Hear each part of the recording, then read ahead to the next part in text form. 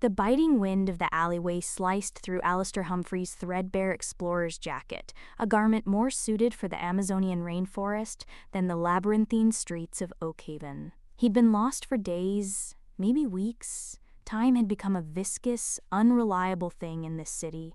Every sunrise seemed to paint the same grimy brick buildings in an identical shade of despair, every street corner a mirror reflecting his own mounting frustration. Oakhaven wasn't on any map Alistair knew. One moment he was brushing aside foliage in search of a lost Incan city. The next, he was stumbling out of a shimmering portal into this urban nightmare. He wasn't alone, of course. Oakhaven teemed with people. But they were different. Their eyes held a strange, vacant quality. Their movements were often jerky and repetitive, like automatons wound too tight. They went about their lives, buying newspapers that always proclaimed the same headlines, commuting on trams that always followed the same routes, arguing about the same mundane grievances as if trapped in an endless loop.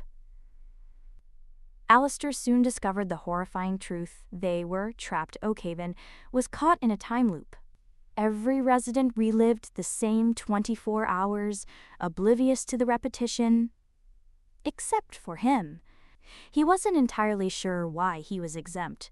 Perhaps his unexpected arrival, the jolt of displacement from another reality, had somehow anchored him outside the loop. Whatever the reason, he was the only one who remembered. The only one who could see the cracks in the city's facade. The first few loops were a blur of panicked exploration and desperate attempts to escape. He tried every exit, every route out of the city, only to find himself back in the same grimy alleyway at dawn. They simply couldn't comprehend what he was saying.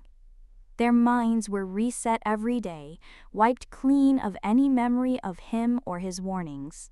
Then came the anger, the frustration, the crushing despair.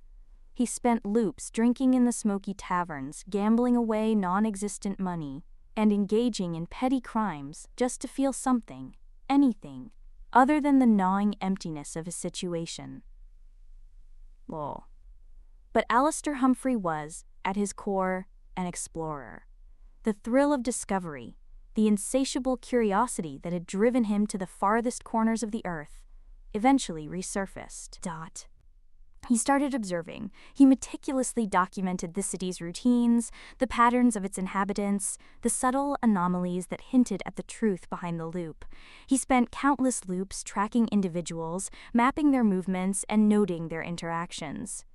He learned the rhythms of the city, the ebb and flow of its strange, repetitive life. One face in particular caught his attention, a woman named Eliza Blackwood. She was a librarian at the Oakhaven Grand Library, a towering edifice filled with dusty tomes and the scent of aged paper. A flicker of intelligence in her eyes that suggested she wasn't entirely oblivious to the loop. He started visiting the library every day, engaging Eliza in conversation. At first, she was as unresponsive as the others, her answers rote and predictable. But Alistair persisted, subtly introducing ideas about déjà vu, about the feeling of living the same day over and over again. He planted seeds of doubt in her mind, hoping that one day they would sprout. Then, on the 17th loop, or was it the 70th? He'd lost count. Something shifted. Eliza paused, her eyes widening slightly.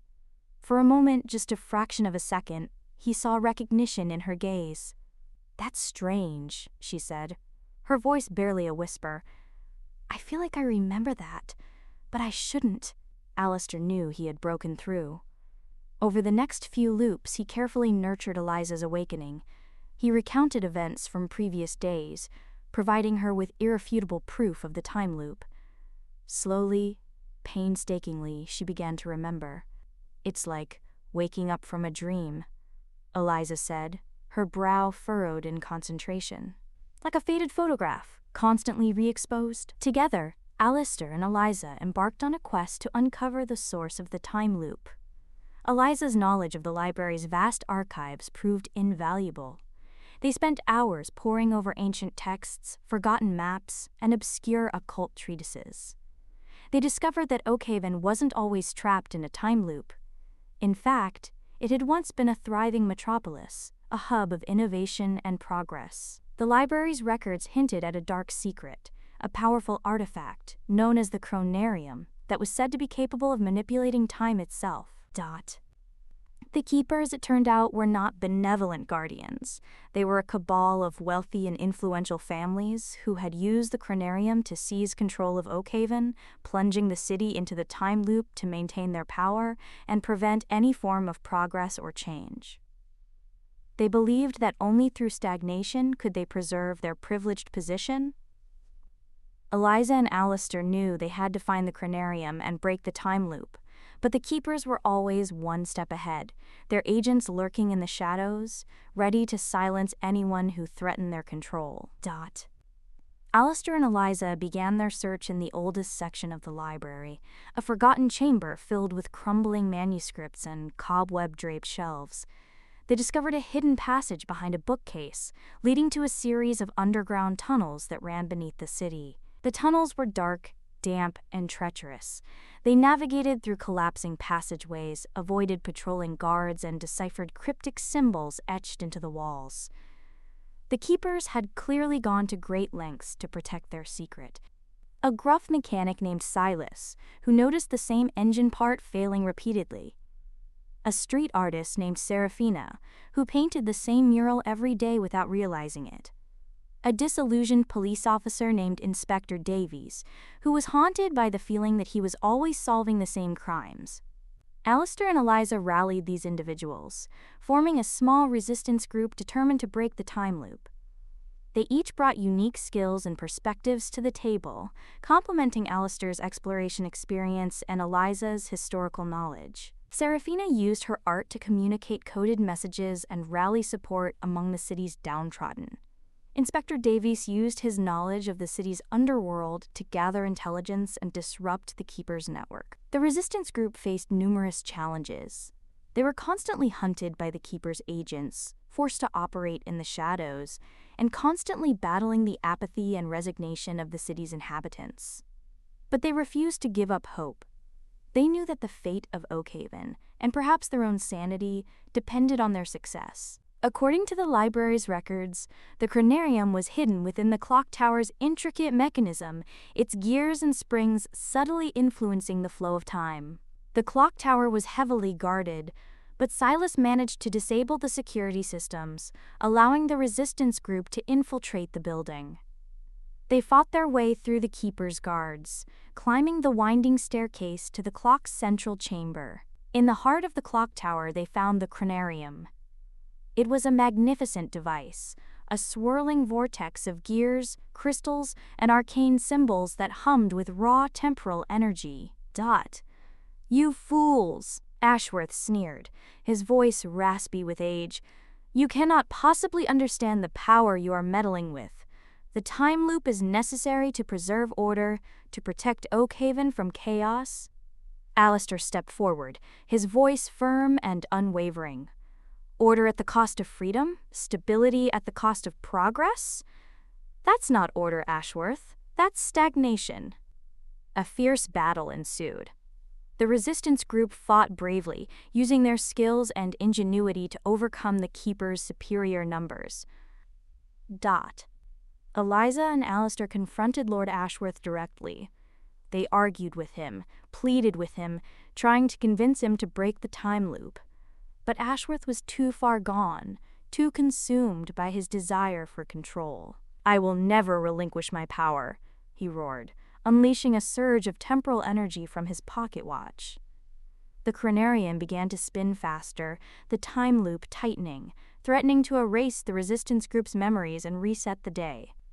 Alistair realized that they had to destroy the chronarium, but destroying it would be incredibly dangerous, potentially unleashing a catastrophic temporal paradox. He looked at Eliza, his eyes filled with determination.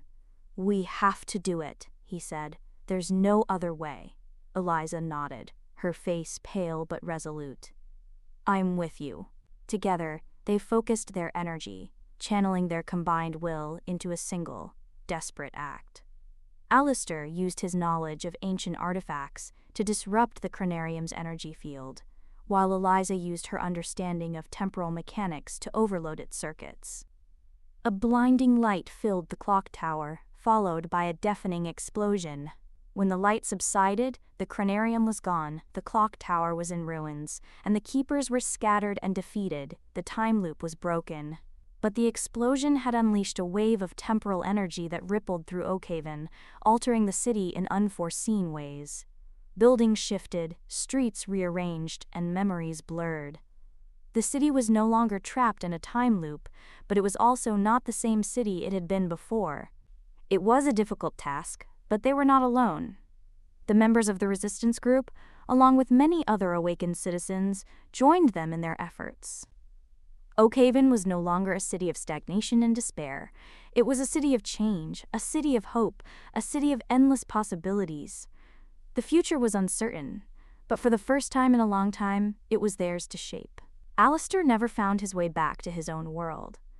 But he found something even more valuable in Oakhaven: a purpose, a community, and a love that transcended time itself.